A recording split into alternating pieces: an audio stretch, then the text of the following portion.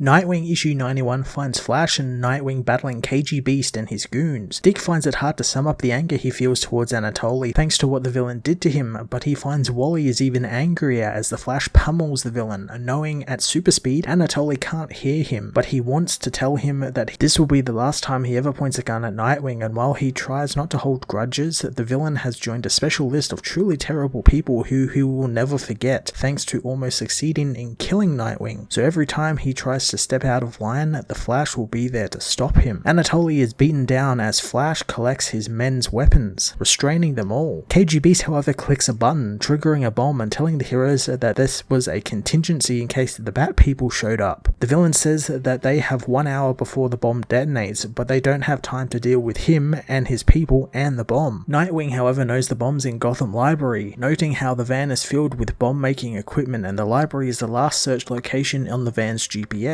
Dick doesn't know for sure though, so Wally speeds off to confirm his suspicion. Dick meanwhile wants to know who Anatoly is working for, but the villain refuses to say. Dick rips his mask off, telling the villain that he needs to unlock his phone, using the camera on Anatoly's phone to unlock it. Flash returns, having disabled the bomb, so Dick asks if he can take the unlocked phone to Oracle, warning him not to let it lock. Later at Wally and Linda's home, Barbara asks if Dick is okay after running into KGBeast, but Dick knows he's fine and Anatoly is now with the GCPD. Barbara knows that Montoya can't have been happy he tried to kidnap Jim Gordon's daughter, telling the team that she found whomever hired Anatoly is trying their best to hide from her, not finding much, but it's like whomever Anatoly was contacting didn't exist. Dick, however, has an idea on who it is, revealing the text he got from his sister regarding the funeral agent. Barb always thought they were a myth, but Dick remembers Damien swearing that they were real. Barbara knows that the agent is supposed to have every top assassin at their disposal, and that they never miss their targets.